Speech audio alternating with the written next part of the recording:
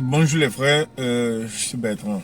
Une fois de plus, je reviens avec cette vidéo parce que ce matin, j'étais en train de parcourir un lien qu'un frère m'a envoyé.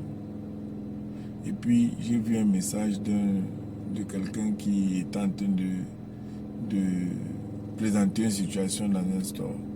Et il disait, je cite, il a l'habitude de faire du recyclage de bouteilles dans ce store.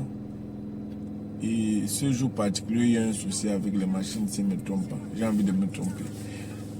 Il me corrigera sans doute. Mais il y a eu des recyclages avec les machines. Et puis, il a allé à l'intérieur demander au responsable qu'est-ce qui s'est passé. Parce qu'il a ses étiquettes et il voulait entrer en possession de son gain. Parce que lorsqu'on fait du recyclage des bouteilles aux États-Unis, en retour on est payé. Un peu comme en Afrique, on dit on jette les bouteilles au sol. Non, ici, les bouteilles sont recyclées et ensuite on est payé pour le fait déjà d'avoir amené ces bouteilles en recyclage. Là n'est pas le problème. L'éducation d'aujourd'hui, c'est d'expliquer un certain nombre de choses parce que ils sont nombreux qui ont toujours ce genre de problème et ont l'impression qu'ils ont raison ou qu'ils ont tort. Parce que le frère disait non, il croit qu'il y a une injustice contre lui, peut-être parce que c'est un Africain. Non, il n'y a pas d'injustice. Il a appelé la police et la police est venue, mais la police lui a demandé de sortir du business. Et il a dit à la police qu'il ne pouvait pas sortir. Pourquoi? C'est lui qui a appelé, bon, un tas de trucs. Et puis finalement, la police l'a amené dehors. Peut-être pas à la force. Et à la fin, on l'a amené au commissariat et il a reçu un ticket. Donc il s'est plaigné de ça. C'est la même chose qu'un autre frère sera dans un store, il est victime d'une injustice. Et puis il veut réagir. Et ça me rappelle encore une histoire de moi-même, je me souviens, il y a quelques années, quand je venais d'arriver. J'avais acheté une voiture et puis je m'étais retrouvé dans une espèce de dole par les dealers. Et très en colère quand j'étais reparti les voir parce qu'ils avaient fait une application voilà, d'une carte de crédit sous mon nom. Et dans l'émotion de l'achat de la voiture, j'étais tellement content, mais je n'avais pas regardé ces détails. Donc je devais, je crois, un montant de 1000 $. Et chaque fois quand les banques essayaient de m'appeler, je ne décrochais pas. Et parfois, je me disais, mais il y a quoi? Et puis, il m'a envoyé les factures à la maison. Tu n'as pas payé, tu n'as pas. Jusqu'à m'envoyer en collection. Parce que les collections, c'est des bureaux qui s'occupent des personnes qui sont délinquants, ceux qui ne payent pas leurs dettes. Donc, c'est ce que j'avais. Et dans la colère, quand je me suis rendu compte, j'ai appelé la banque, j'ai dit, mais qu'est-ce qui se passe? Pourquoi vous m'écrivez? Je vous dois. Et la banque me dit, oui, tu avais souscrit une carte de crédit chez nous. Donc, tu nous dois. À ma grande surprise, j'ai demandé, expliquez-moi mieux. Et la banque me dit, non, voilà. Un jour, tu avais acheté une voiture dans telle structure et il t'avait donné une carte de crédit. J'ai dit, ah bon? Il me dit, oui. Il dit, ok. Je suis reparti dans la structure que je connaissais. Et quand j'ai causé avec le financial advisor, celui qui s'occupait du deal, il me dit, effectivement, j'ai signé. Je dis, mais sors-moi les caméras. Il me dit, non, vraiment et tout. Et dans la colère, qu'est-ce que j'ai fait? J'ai haussé le ton. Et en haussant le ton, moi-même j'ai pris mon téléphone pour appeler la police. Et après, la police qui n'arrivait pas, je ne faisais que m'énerver pendant qu'il ne faisait que me dire que j'ai signé. Un moment, sous l'effet de la colère, j'ai essayé de lui donner un coup de poing sur le visage. Dieu merci, il a esquivé et il a reculé. Et tout le store s'est arrêté.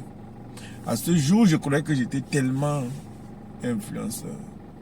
Je pensais que j'avais vraiment influencé ce monsieur et puis le message était passé. Pourtant, c'était une grosse erreur. Je continue mon histoire et puis tout le store s'est arrêté pour me demander, mais attends, il faut te calmer. Et quand je me suis calmé, je suis sorti, puis je suis parti.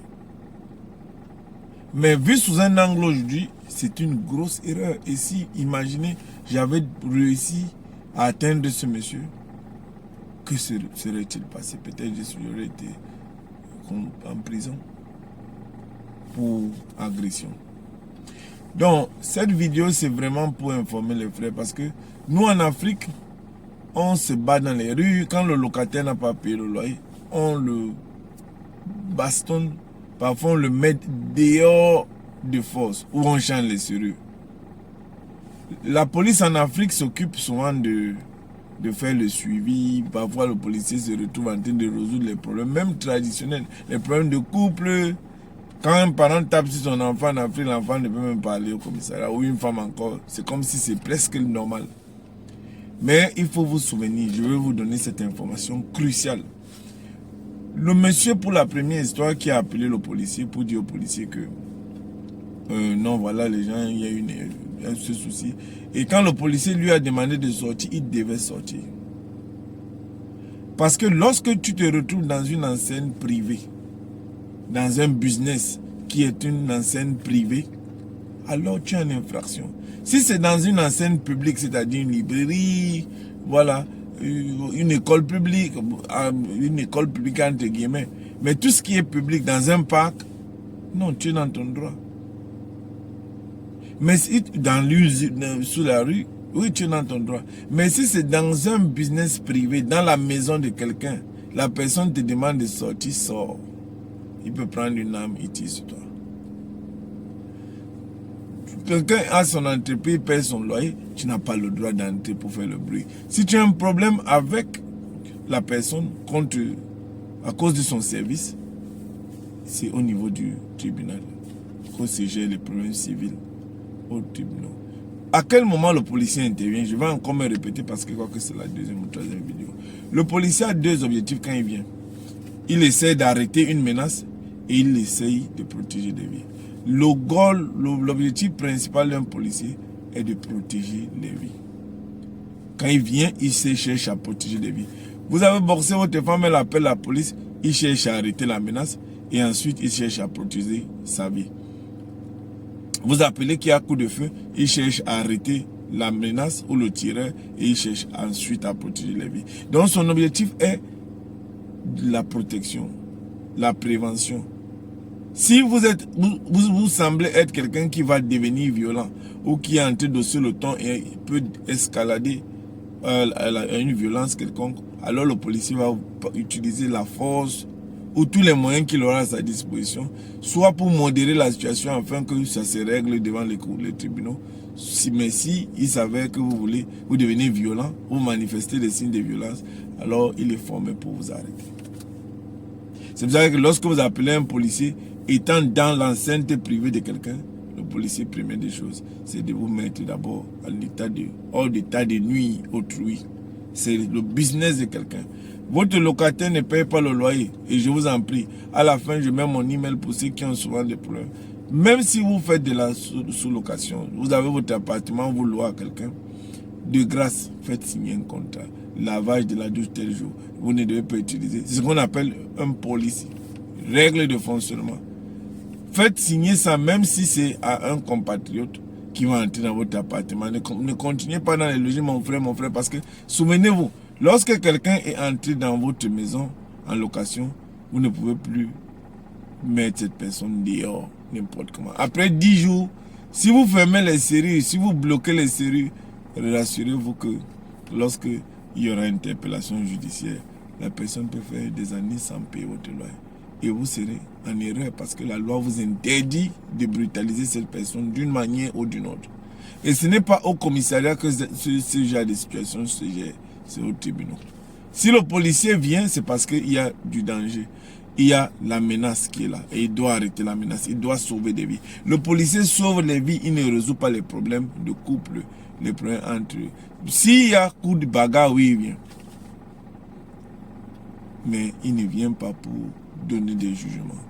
Donc je voulais donner cette vidéo parce que quand ce genre de situation nous arrive, nous avons l'impression souvent que nous sommes victimes soit du racisme, soit de la xénophobie. Non, il y a des lois qui sont un peu différentes des lois que nous avons dans nos pays. Donc nous sommes là pour vous partager ce que nous connaissons. Je voudrais vous souhaiter une agréable journée et à très bientôt pour la suite. Mon email est là pour ceux qui veulent écrire, qui veulent les conseils. L'email est là. C'est Education for All. Nous sommes là pour vous apporter des solutions et faciliter vos immigrations. Bonne journée.